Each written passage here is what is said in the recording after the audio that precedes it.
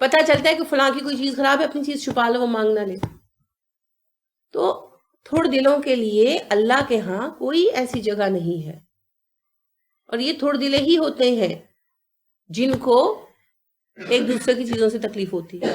اب آپ ایک بات اور دیکھیں، جو ڈپریسڈ لوگ ہیں، کیوں ڈپریشن ہوتا ہے بھائی؟ کمپیریزن سے.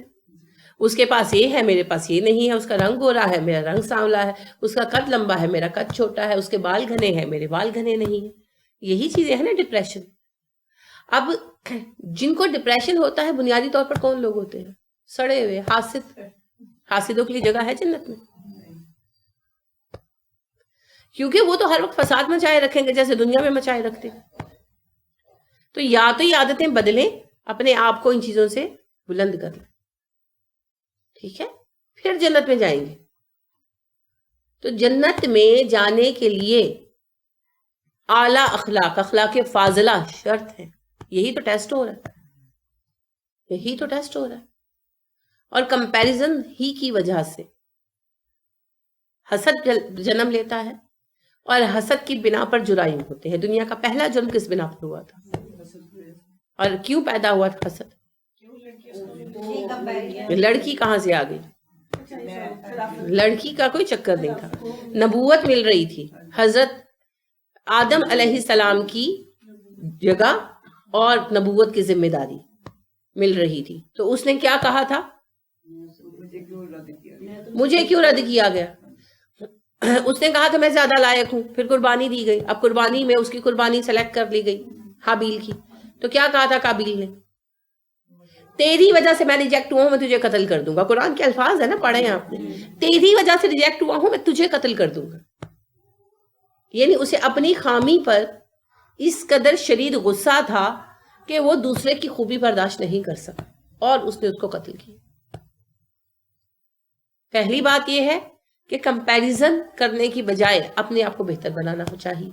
اگر اللہ نے آپ کو کرسی دی ہے تو بجائے اس کے کہ میں اس پر سڑتی گھڑتی رہوں کہ کرسی کیوں دی، میں بھی کرسی پانے کے لیے کوشش کروں، بنا لوں، بنا نہیں سکتی خرید لوں، پیسے نہیں ہے کما لوں، ہے نا. کوشش کرے، ہو سکتا ہے میں آپ سے بہتر ہو جاؤں.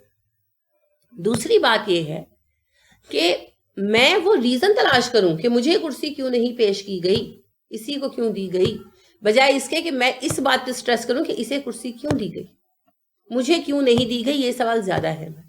ہو سکتا ہے کہ اس سوال پر غور کرنے کا جواب جو ہے وہ میرے حق میں نکلتا ہو.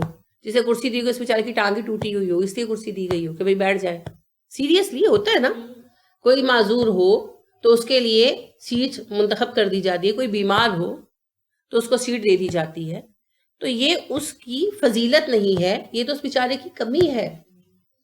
مگر بے وقوف لوگ اس پہ بھی سڑتے ہیں، اس پہ بھی سڑتے ہیں. تو لہٰذا یہاں بنیادی جو بات سمجھائی جا رہی ہے وہ یہ سمجھائی جا رہی ہے کہ جنت میں رہنے والے سب لوگ ایک دوسرے کے خیر خواہ ہوں گے. اب وہ حدیث یاد کریں، الدین نصیحہ، دین صرف خیر خواہی کا نام ہے. اور یہ خیر خواہی صرف مسلمان کے لیے نہیں، تمام دنیا کے لیے خیر خواہی کرنا. تو خیر خواہ لوگ ہی جنت میں جائیں گے، بدخواہوں کے لیے جنت میں جگہ نہیں ہے، کیونکہ وہ تو وہاں بھی وہی مسائل پیدا کر دیں گے جو یہاں پیدا ہوئے. ٹھیک ہے.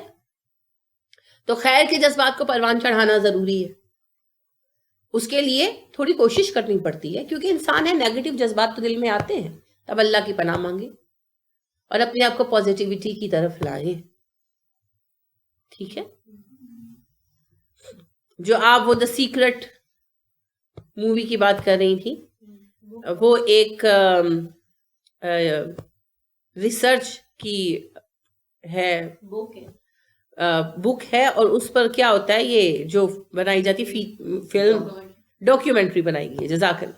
ڈاکیومنٹری بنائی گئی ہے دا سیکرٹ کے نام سے، بڑی لمبی چوڑی 1.5 گھنٹے کی ہے. میں نے خیر پوری نہیں دیکھی، میں نے اس کو فاسٹ فارورڈ کر دیا.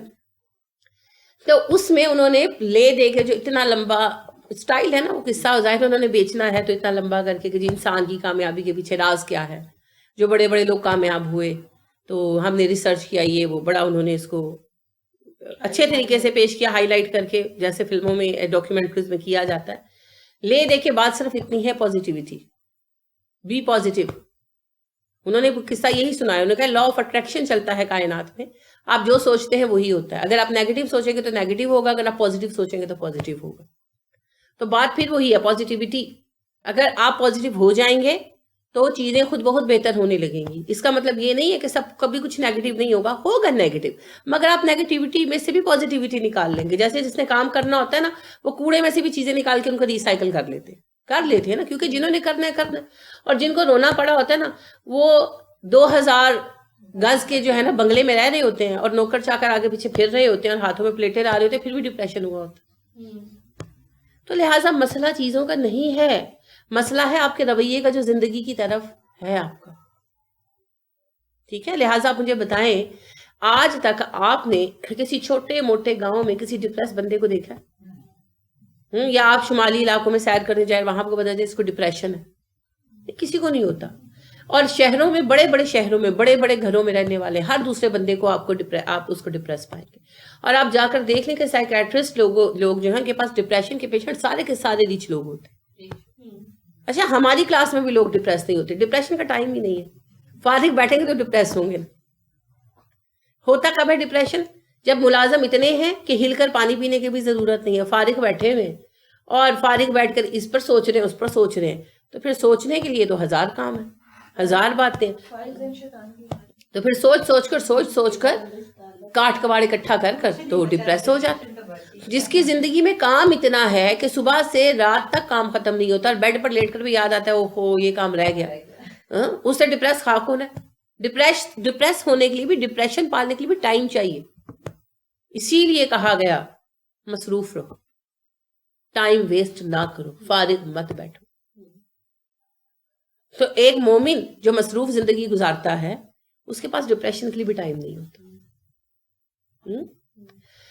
تو بنیادی طور پر زندگی کی طرف رویہ پازیٹیو ہونا چاہیے. جب آپ پازیٹیوٹی تلاش کرتے ہیں وہ مل جاتی ہے, اس میں وقت نہیں لگتا. تو ایک مفکر ہے, اپنے نام نہیں میرے ذہن میں, وہ کہتا ہے کہ ہم سب کوڑے کے ڈھیر پر بیٹھے ہوئے ہیں. زندگی میں ہم گویا سب کوڑے کے ڈھیر پر بیٹھے ہوئے ہیں, اور جو لوگ خوش ہیں ان کی مثال ایسے ہے جیسے کوڑے کے ڈھیر میں سے ایک بیکاری بچہ اپنے کام کی چیزیں تلاش کرتا ہے. تو اسی طرح ہم زندگی کے اس ڈھیر میں سے اپنے لیے خوشیاں تلاش کرتے ہیں. تو جس نے خوش رہنا ہے وہ خوشیاں تلاش کر لے گا, خوش ہونے کے بے شمار مواقع ہیں. اور جس نے خوش نہیں ہونا تو اس کو آپ جو چاہے لا کر دے دے, اس نے خوش نہیں ہونا. تو ڈپریشن در حقیقت ہماری ناشکر گزاری کا دوسرا نام ہے. اسی لیے میں پھر وہی عرض کروں گی, جو بچے بہت زیادہ فیسیلیٹیٹڈ ہوتے ہیں, ضدی, ہٹ درم اور ڈپریسڈ ہوتے ہیں, اور غریب گھر کے بچے بدتمیز ہو سکتے ہیں, ڈپریس کبھی نہیں ہوتے, ہے نا. حقیقت ہے, آپ اس کو ویریفائی کر سکتے ہیں, کبھی ڈپریس نہیں ہوتے, بلکہ زیادہ اعتماد والے ہوتے ہیں, اتنے کہ ہٹ دھرم اور بدتمیز ہو جاتے ہیں. ماحول ان کو ایسا ملتا ہے, اگر اچھا ماحول ملے تو ان میں خیر آ جائے. تو ناشکر گزاری بنیادی سبب ہے ڈپریشن کا, ورنہ ہر کسی کو اللہ نے بہت کچھ دیا ہے. محرومی ایک آدھ ہوتی ہے, لیکن اس محرومی کو کور کرنے کے لیے اللہ بڑا کچھ عطا کرتے. جیسے فرض کریں کہ کسی کی اولاد نہیں ہے تو اللہ رب کریم شوہر بہت اچھا دے دیتے ہیں, بہن بھائی بہت اچھے دے دیتے ہیں. اولاد نہیں ملی تو مال بہت دے دیتے ہیں, یعنی ہر وہ چیز جس سے زندگی بہتر ہو سکے. کسی کو مال ملا, خوبصورتی ملی, بچے ملے, تو شوہر اچھا نہیں نکلا, ظالم ہے یا جھگڑالو ہے, یا بیوی اچھی نہیں ملی, تو ایک آدھ کھانا جو ہے نا وہ کم ہوتا ہے, باقی سب بھرے ہوئے ہوتے ہیں. ہم بھرے ہوئے کھانے نہیں دیکھتے. ہم نے آزمائش جانا ہے اس دنیا میں, بس کسی نہ کسی طرف سے, مگر آزمائش ایک دو رخ سے ہوتی ہے, اور مہربانی ہر اینگل سے ہو رہی ہوتی ہے. مگر ہمارا مسئلہ یہ ہے, ہم وہ ساری مہربانیوں کے اینگل چھوڑ دیتے ہیں اور وہ ایک سختی کا اینگل لے کر بیٹھ جاتے ہیں. ہمارا عمومی رویہ بھی یہی ہے. دیکھیں, ماں باپ ہر طرف سے فیسیلیٹیٹ کرتے ہیں بچوں کو, کرتے ہیں نا, صرف ایک پڑھائی پر سختی کرتے ہیں, تو بچے وہ ایک سختی نہیں بھولتے. ہمارے ابا تو ہمیں جوتوں سے مارتے تھے, اور جو ابا کما کما کر لا کر کھلاتے تھے, جو ابا اپنا کپڑا نہیں بناتے تھے تمہارا بناتے تھے, جو ابا خود روکھی سوکھی کھا لیتے تھے اور تم لوگوں کو انڈوں پراٹھوں کے ناشتے کرواتے تھے، وہ کبھی یاد نہیں آتا ہے نا. ہماری اماں ہمیں رات 10-10 بجے تک پڑھانے بٹھائے رکھتی تھی، اور جو اماں تم لوگوں کی خدمت کے لیے لگی رہتی تھی وہ کسی کو یاد نہیں آتا. ایسے ہی ہے نا ہمارا انسانی زندگی میں بھی رویہ یہی ہے. اچھا ہم زندگی میں جو بنتے ہیں استاد کی وجہ سے بنتے ہیں. کوئی ڈپٹی کلیکٹر بنا ہے، کوئی کمشنر بنا ہے، کوئی پرائم منسٹر بنا ہے، استاد ہی کی بدولت ہے. ہمیں استاد کے وہ ڈنڈے یاد رہ جاتے ہیں جو سبق نہ یاد کرنے پر اس نے مارے ہوتے ہیں. یہ کبھی یاد نہیں آتا کہ آج ہم جو کچھ ہے اپنے استاد کی بدولت ہے. اگر وہ ہم پر محنت نہ کرتا تو آج ہم بھی کہیں ریڑھی لگا کے کھڑے ہوتے کسی کارنر کے اوپر. تو ہم لوگوں کی عادت ایسی ہے، ہم نیگیٹو تھنکر ہیں، ہم برائیاں تلاش کرتے، خامیاں ڈھونڈتے. تو اللہ کے متعلق بھی ہمارا رویہ یہی ہے، ہم سارا کچھ بھول جاتے ہیں، صرف وہ ایک کمی جو اللہ نے دیا ہم اسی کو روتے رہتے ہیں، اسی کو روتے رہتے ہیں، اور اسی کا نام ناشکر گزاری، اسی کا نام ناشکر گزاری. تو اللہ رب کریم اور جتنے بھی افراد ہماری زندگی میں جن کی ہم پر مہربانیاں ہیں، ماں باپ ہیں، شوہر ہیں، بھائی ہو سکتے ہیں، استاد ہو سکتا ہے، جو کوئی بھی ہے، اس سے ہمیں جو خیر ملتی ہے اس پر نظر رکھیں. اور زندگی میں کبھی نہ کبھی تو کسی بھی رشتے سے تلخی آئے گی، اس کو ہم نظر انداز کر دیں، اس کو پارٹ آف دا لائف سمجھ کر چھوڑ دیں، تو آپ دیکھیں رشتوں میں خوبصورتی آ جائے گی اور اللہ کے ہمارے تعلق میں بھی حسن آ جائے گا جب ہم اللہ رب کریم کے ہاں شکر گزاری سے سر جھکائیں گے.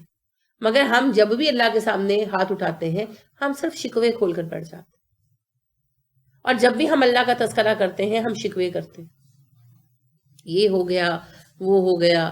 کبھی ہم یہ نہیں کہتے میرے رب نے مجھے اتنا نوازا ہوا ہے. اس وجہ سے اللہ کے ہاں بھی نمبر کم ہوتے ہیں اور ہمیں ڈپریشن بھی ہوتا ہے، کیونکہ ہم وہ ایک خالی خانہ دیکھی جا رہے ہوتے ہیں نا، دیکھی جا رہے ہوتے ہیں، بھرا ہوا خانہ چھوڑ دیتے. اس کی وجہ سے ڈپریشن.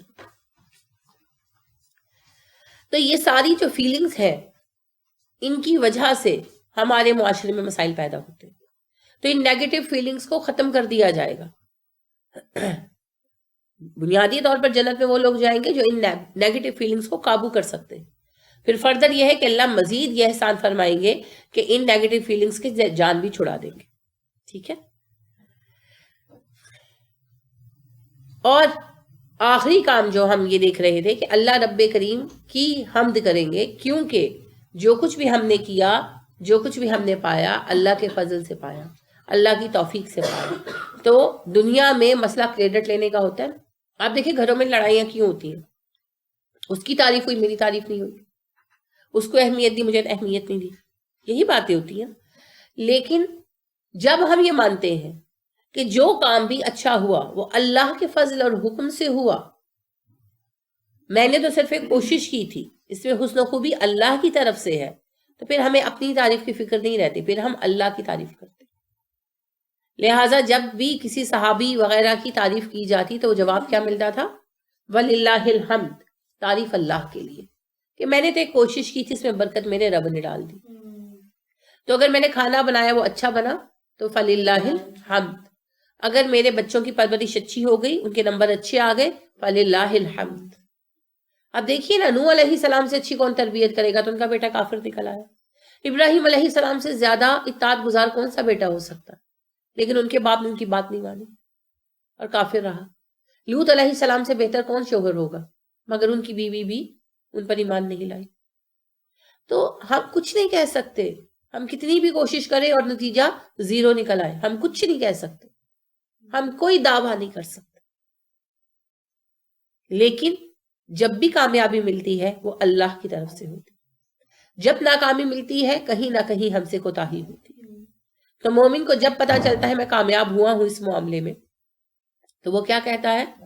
فَلِلَّهِ الْحَمْدِ، تعریف اللہ کی ذات کے لیے، اس نے مجھے کامیاب کیا، میری اوقات نہیں تھی. تو ان احسان والے جذبات کے ساتھ جنت میں جائے گی. تو پھر دنیا میں اس کی عادت ڈالے نا، ایک تو جنت کا سفر آسان ہوگا اور دوسرا زندگی جنت بنے گی، اور گھروں کے بیشتر مسائل حل ہو جائے گے.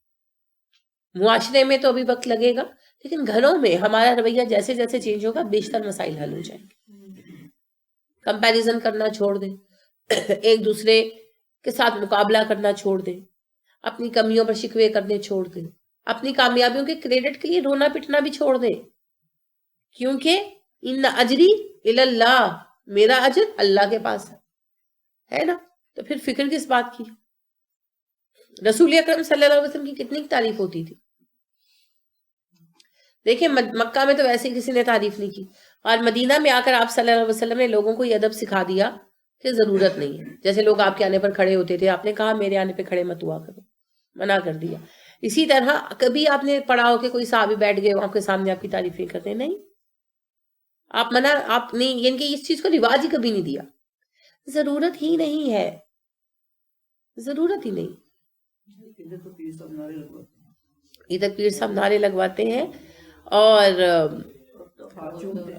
ہاتھ چمواتے ہیں، سجدے کرواتے ہیں، پتہ نہیں کیا کیا کرواتے ہیں، کیونکہ وہ سچ مچ اچھے نہیں ہے نا. آپ سورج کو روشن نہ کہیں تو سورج کوئی تاریک ہو جائے گا، وہ تو روشن ہے. آپ نبی صلی اللہ علیہ وسلم کے منہ پر تعریف نہیں کی گئی تو کیا فرق پڑا؟ آپ صلی اللہ علیہ وسلم کی تعریف تو یقینی ہے، اور وہ تعریف عمل سے ہو رہی تھی. صحابہ زبان سے نعرے نہیں لگا رہے تھے، مگر آپ کے ایک ایک فعل کو فالو کر رہے تھے نا. یہ تھی حقیقی تعریف. آپ جو کر رہے ہیں بہترین کر رہے ہیں، کیونکہ ہم وہ سب کرنے کی کوشش کر رہے ہیں. تو صحابہ ساری زندگی وہ سارا کچھ کرنے کی کوشش کرتے رہے نا، ساری زندگی کرتے. اور کبھی بھی آپ صلی اللہ علیہ وسلم کے کسی طریقے کو چھوڑنے کی کوشش نہیں کی. ہر معاملے میں یہ طریقہ رکھا، اور آپ صلی اللہ علیہ وسلم کے فرمان کو دل سے قبول کیا اور لوگوں تک پہنچایا. یہ ہے حقیقی تعریف. اور آپ کے طریقے کو اتنا اچھا سمجھا کہ زبان سے تعریف نہیں کی، کیونکہ اس کی ضرورت نہیں تھی، خود عمل کیا اور آپ کی چھوٹی چھوٹی عادتوں کو سنبھال کر ہم تک پہنچایا، تاکہ ہم ہی نہیں آنے والی ہر نسل اس خزانے سے فائدہ اٹھا سکے. یہ ہے حقیقی تعریف. اور جو سچے ہوتے ہیں انہیں کہلوانے کی ضرورت نہیں ہوتی ہے. وہی بات آ جاتی ہے نا شیخ سعدی والی، میں شیر ہوں، میں شیر ہوں. اور پھر اینڈ پہ نکلا گیا تھا اس میں سے، یاد ہے حکایت، پانی کے ذخیرے پر جانور پانی پینے کے لیے آئے ہوئے تھے، تو ایک شیر آ گیا اور کہنے لگا میں شیر ہوں، میں شیر ہوں، بھاگو بھاگو. سب ڈر کے بھاگ گئے. ایک بوڑھا بھینسا نہیں بھاگا، اس نے آگے آ کر ٹکر ماری تو کھال میں سے گیدڑ نکل آیا، شیر کی کھال اوڑے ہوئے تھا. اس نے کہا چچا تمہیں کیسے پتا چلا میں شیر نہیں ہوں؟ باقی سب تو بھاگ گئے. اس نے کہا بچے شیر کو کہنے کی ضرورت نہیں پڑتی میں شیر ہوں، میں شیر ہوں. شیر کو دیکھ کر خود ہی خیبت طاری ہو جاتی کہ شیر ہے. تو نبی کریم صلی اللہ علیہ وسلم کے لیے کہا نہیں گیا آپ اچھے ہیں، آپ اچھے ہیں، آپ اچھے ہیں، لیکن آپ صلی اللہ علیہ وسلم کی اچھائی عمل کو فالو کرنے سے ہی ثابت ہو گئی. لوگوں نے بھی ہمیشہ فالو کیا، گواہی دی اپنے عمل سے کہ سب سے اچھا طریقہ تھا آپ کا، اور اللہ نے بھی گواہی دی.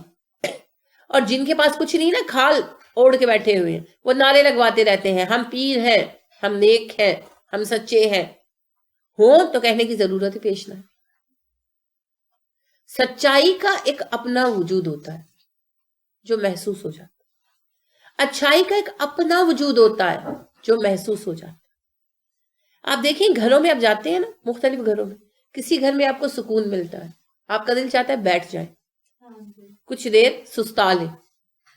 اور کچھ گھروں میں ایسی بے قراری ہوتی ہے کہ آپ کہتے ہیں اچھا چلو اٹھو چلتے ہیں، اچھا چلو اٹھو چلتے ہیں نا. کچھ لوگ ہوتے ہیں آپ ان کے پاس بیٹھتے ہیں، آپ کا دل کرتا ہے بیٹھ جائیں، کوئی بات کہہ لیں، کوئی بات سن لیں، ہلکے پھلکے ہو جاتے ہیں بغیر سبب کے. آپ یعنی کہتے ہیں اچھا میں آج پریشان ہوں، میں ان کے پاس جاتی ہوں. کوئی بھی ہو سکتا ہے، آپ کی کوئی آنٹی ہو سکتی ہے، کوئی آپ کی استاد ہو سکتی ہے، کوئی آپ کا بزرگ رشتہ دار ہو سکتا ہے، کوئی بھی ہو سکتا ہے. آپ کا دل چاہتا ہے اچھا میں جا کر بیٹھوں، اس کے پاس بیٹھوں، اور آپ بیٹھ جاتے ہیں. بات کبھی ڈسکس کرتے ہیں، کبھی نہیں کرتے، مگر آپ بیٹھنا پسند کرتے ہیں. آپ کو اس کی صحبت سے خوشی ملتی ہے. اور بعض لوگ ہوتے ہیں کہ وہ آپ سے ملنے آتے ہیں تو آپ کہتے ہیں اللہ جی کدو جان گے، ہے نا. یہ ہے آپ کے اوپر جو اثر آتے ہیں نا، یہ اخلاق کے اثر ہوتے ہیں. حالانکہ کوئی شخص جو ہے وہ خوبصورت نہیں ہوتا، یعنی کوئی بزرگ خاتون بوڑھی ہو گئی، چہرے پہ جھریاں پڑ گئی، مگر آپ ان کے پاس بیٹھتے ہیں اور آپ کو خوشی ملتی ہے. اور کوئی بڑا حسین خوبصورت شخص ہوتا ہے اور وہ آپ کے پاس آ کر بیٹھتا ہے پرفیوم لگایا ہوا، تیار ہوئے ہوئے، اور آپ کا دل گھبراتا ہے، آپ کہتے ہیں کب جائے گا، کب جائے گا. اخلاق کا ایک اپنا احساس ہوتا ہے. شخصیت کے اندر جو ہمارے اس بت کے اندر جو ہماری عادات ہے نا، اچھی یا بری، ان کے ایفیکٹس بڑے مضبوط ہوتے ہیں جو ہمارے اوپر آتے ہیں. اور یہی شخصیت کا حقیقی تناظر ہوتا ہے. اور یہ ہمارے اندر وہ راڈار لگا ہوا ہے جو انہیں کیچ کرتا ہے اور ہمارے اندر وہ جذبات پیدا کرتا ہے جس کی وجہ سے ہم کسی کو پسند اور کسی کو ناپسند کرنے لگتے. حکایات میں روایات میں آتا ہے کہ مالک بن دینار کے پاس بلی تھی, انہوں نے بلی پال رکھی تھی. تو مالک بن دینار کی صحبت میں رہ کر بلی کو افراد شناسی آ گئی تھی. یعنی وہ کوئی اچھا آدمی ملنے آتا نا مالک بن دینار سے تو وہ آ کر بیٹھ جاتی. مجھے نہیں پتا یہ بات کتنی سچ ہے کتنی نہیں, وہ آ کر بیٹھ جاتی اور جب تک وہ بیٹھا رہتا وہ بیٹھی رہتی, اور جب کوئی برا بندہ آتا نا تو بلی اٹھ کر باہر چلی جاتی اور پاس نہ بیٹھتی. تو وہ بلی ہم سب کے اندر موجود ہے جسے یہ احساس ہو جاتا ہے, ریز آ جاتی ہیں نیگیٹو اور پازیٹو. ہر شخصیت کی ریز ہوتی ہے, ہر شخصیت کا اثر ہوتا ہے اور یہ حقیقت ہے. لہٰذا آپ دیکھیے کہ آپ ایک ڈپریس بندے کے پاس بیٹھ کے اٹھتے ہیں تو تھوڑا سا ڈپریشن فیل کرتے ہیں. آپ خود پریشان ہوتے ہیں, کسی خوش مزاج بندے کی صحبت میں بیٹھ کر اٹھتے ہیں تو خوشی محسوس کرتے ہیں. آپ بہت غضبناک ہوتے ہیں کسی زیادتی پر اور کسی سمجھدار یا دیندار بندے کے پاس بیٹھ کر اٹھتے ہیں تو آپ اپنے آپ کو قانع اور مطمئن محسوس کرتے ہیں.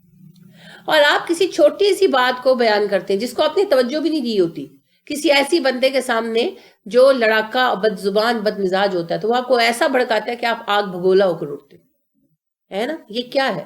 یہ شخصیات کے اثرات. اسی لیے ہمیں یہ حکم دیا گیا ہے قرآن میں بار بار کہ غیر مسلموں کو دوست نہ بناؤ. نبی کریم صلی اللہ علیہ وسلم تو غیر متقی افراد کی بھی صحبت زیادہ اپنانے سے منع کیا. ہمیں زیادہ بیٹھنا اٹھنا کس کے ساتھ سکھایا گیا؟ دیندار افراد کے ساتھ. تو شخصیات کے اثر ہوتے ہیں. یہ اثر کہاں سے آتے ہیں؟ ہمارے اعمال سے. جو ہمارے اندر ہے نا وہ باہر آتا ہے. آپ دیکھیے کہ آپ کسی چیز کو لپیٹ کر رکھتے ہیں کسی کپڑے میں, کسی بھی چیز میں, تو اس کی خوشبو بدبو باہر آتی ہے. فریج آپ کھولتے ہیں, حالانکہ فریج ٹھنڈا رکھنے کی مشین ہے, اور آپ کوئی سالن رکھ کے چھوڑ دیں, وہ ہفتے 2 ہفتے پڑا رہے تو پھر وہ خراب ہو ہی جائے گا. تو جیسے جیسے وہ خراب ہوتا ہے ویسے ویسے فریج میں سے بدبو آتی ہے. آپ یہ عید کی قربانی کی عید پر آپ گوشت رکھتے ہیں فریزر میں تو پھر بعد میں فریزر دھونا پڑتا ہے, بلڈ کی اسمیل آنے لگ جاتی ہے, حالانکہ وہ فریزر ہے. اسی طرح انسان کے اندر جو جذبات ہوتے ہیں نا ان کے اچھے برے اثرات باہر آتے ہی آتے ہیں. یہ نیچرل اصول ہے, فطرت ہے, اور وہی اثرات ہمیں ایفیکٹ کرتے ہیں. تو لہٰذا معاشرے کو بھی جنت بنانے کے لیے خیر خواہی, خیر سگالی اور کے جذبات ضروری ہے, پازیٹیوٹی ضروری ہے. اسی لیے ہم دیکھتے ہیں کہ افق جیسے معاملے پر بھی مسلمان معاشرے میں ہلچل نہیں مچی, پازیٹیو جذبات بہت مضبوط تھے. آپ دیکھیں تبوک جیسے سخت فیصلوں پر, تبوک کے بعد جو سزا کے فیصلے نافذ ہوئے ان پر بھی ہلچل نہیں مچی, کیونکہ پازیٹیوٹی کا بانڈ بہت مضبوط تھا, نیگیٹیوٹی غالب نہیں آ سکی. تو ایسے ہی جذبات کے ساتھ جنت پہ جانا ہوگا. انہیں ہمیں اپنے اندر پروان چڑھانا ہے, پھر ان کو کامل شکل اللہ کریم دیں گے, مگر ہمیں ان کی پرورش کرنی. یہاں پر ایک اور مفہوم ہے جو سمجھنے کے قابل ہے. یعنی وہ بات یہ ہے, ہمارے یہاں جنت کا کیا تصور ہے ذہنوں میں؟ جی بڑی مزیدار جگہ چلے جائیں گے ادھر سیدھا مر کے, اور جنت میں بیٹھ کر کیا کریں گے؟ دف بج رہے ہوں گے اور معاذ اللہ حوریں ناچ رہی ہوں گی, لاؤ چنگ لاؤ شراب. بکواس بات ہے. جنت کا تصور آتے ہی بچپن میں یہی ذہن میں آتا تھا کہ حوریں جو ہیں وہ کنیزوں کی طرح خدمت کر رہی ہوں گی, شراب کے دور چل رہے ہوں گے, اور تکیے لگا کر واہ واہ ہو رہی ہوگی. اور لوگوں کے ذہن میں آج بھی جنت کا یہی تصور ہے, آج بھی یہی تصور ہے کہ معاذ اللہ عیاشی کا اڈا ہوگا. تو ایسی کوئی بات نہیں ہے, یہ ہمارے فہم کی غلطی ہے. جنت میں صرف چند نعمتیں گنوائی گئیں, ہم نے انہی چند نعمتوں کو جنت مان لیا, حالانکہ وہ صرف چند نعمتیں ہیں, وہ نعمتیں جن کے لیے انسان ہرس کرتا ہے. یعنی مردوں کی عورتوں کے لیے ہرس ہے نا, یہ ہرس وہ حقیقت ہے جسے جھٹلایا نہیں جا سکتا, تو اس سے اس کا بیان کیا گیا.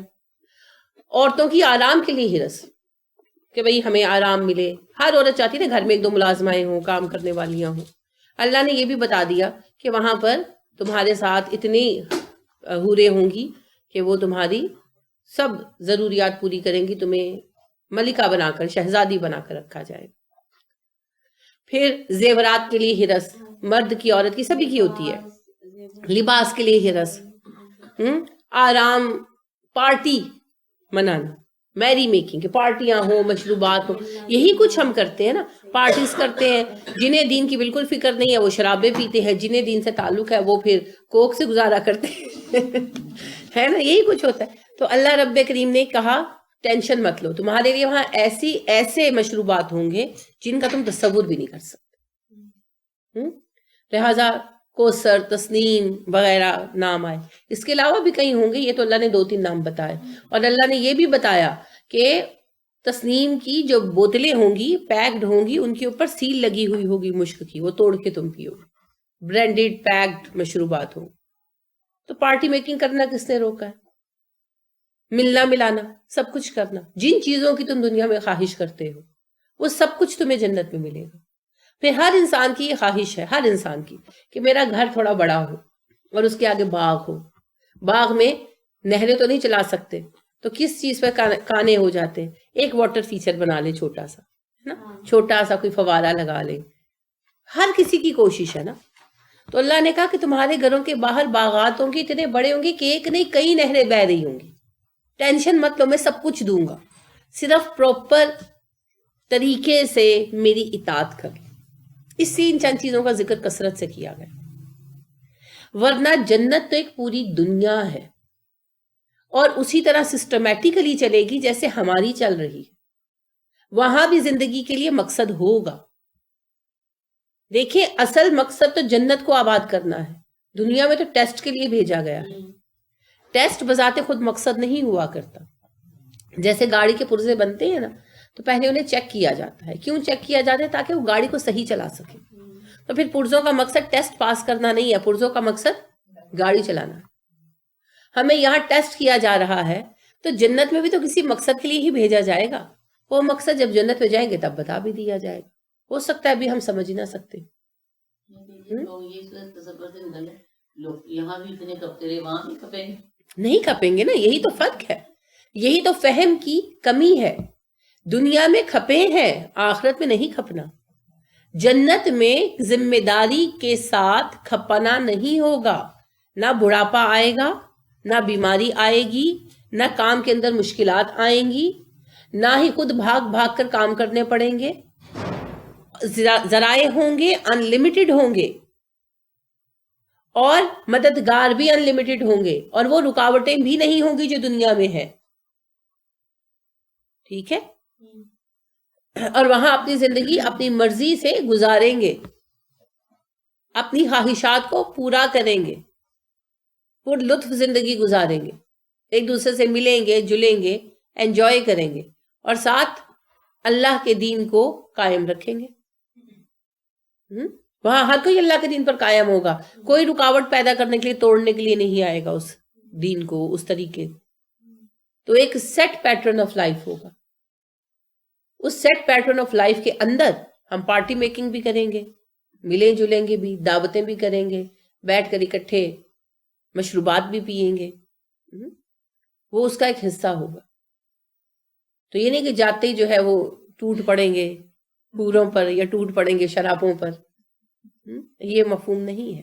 تو یہاں یہ بتانا بھی مقصود ہے کہ جنتی بڑے اعلیٰ ظرف لوگ ہوں گے، ایک دوسرے سے میل جھول ہوگا، منتظم لوگ ہوں گے، منظم لوگ ہوں گے، اور اللہ کی دی ہوئی نعمتوں کو پا کر اللہ کو بھول نہیں جائیں گے، اللہ کے تذکروں میں لگے رہیں گے۔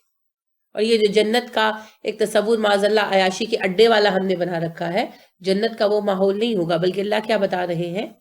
اللہ کا تذکرے ہوں گے، اللہ کی شکر گزاریاں ہوں گی، ایک دوسرے سے میل جول ہوگا، ایک دوسرے کی خیر خواہی ہوگی، آنے جانے ملنے ملانے ہوں گے۔ تو کوئی ایسا ماحول نہیں ہوگا جیسا معاذ اللہ کسی بار کا ہوتا ہے یا کسی کسینوں کا ہوتا ہے، نہیں، کچھ ایسا نہیں ہونے والا۔ ٹھیک ہے؟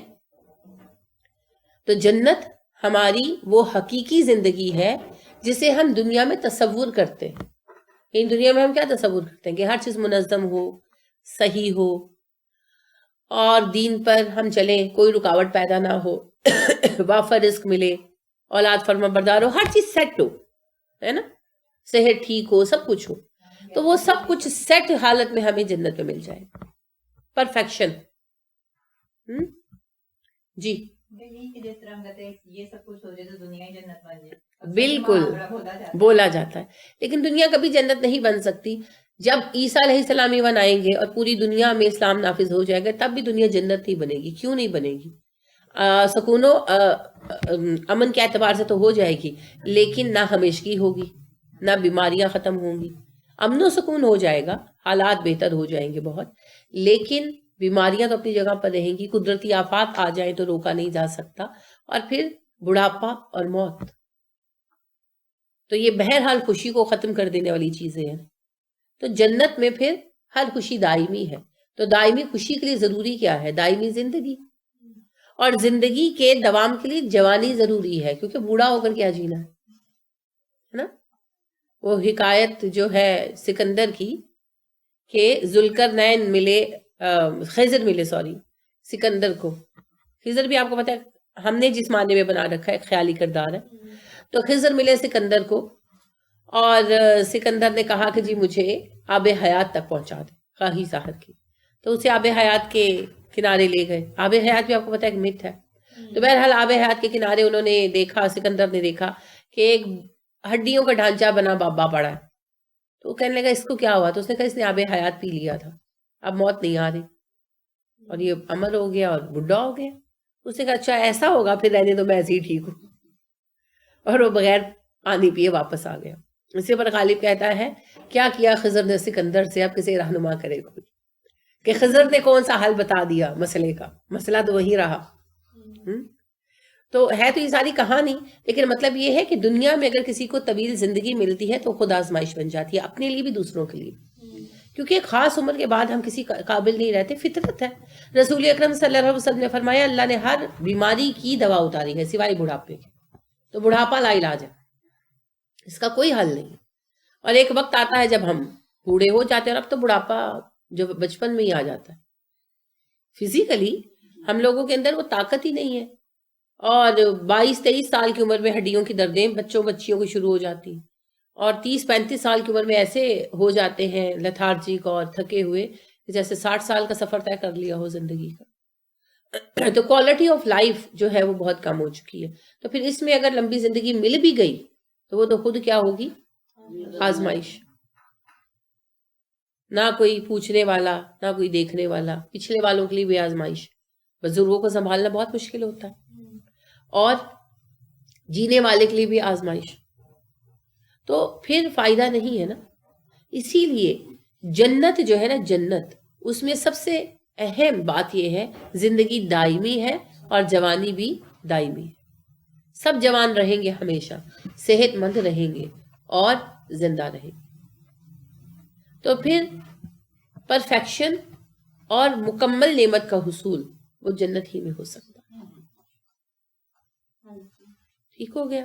تو جنت کا تصور یہاں صحیح بھی کیا گیا ہے، اور جنت میں جانے والے ان اخلاقیات کو پوائنٹ آؤٹ بھی کیا گیا ہے جن کے بغیر ہمیں جنت کی حصول میں کامیابی نہیں ہو سکتی. تو اخلاق فاضلہ پیدا کرنے ہی ہوں گے. ٹھیک ہے، اب کوئی سوال ہو تو پوچھیے. اب یہ موضوع مکمل ہوا. یہ جو آیت نمبر 3 سے موضوع شروع ہوا تھا، یہ آیت نمبر 10 پر آ کر ختم ہوا. جی اب کوئی سوال ہے تو پوچھیے. آج اس کو گھر جا کر غور کیجئے گا اور دیکھیے گا کہ اس میں کتنے اہم بنیادی اخلاقی نکات بتائے گئے ہیں ایمان، عمل اور عقیدہ آخرت کے حوالے سے. ٹھیک ہے. سبحانک اللہم و بحمدک ونشہد ان لا الہ الا انت ونستغفرک ونتوب الیک. السلام علیکم ورحمۃ اللہ وبرکاتہ.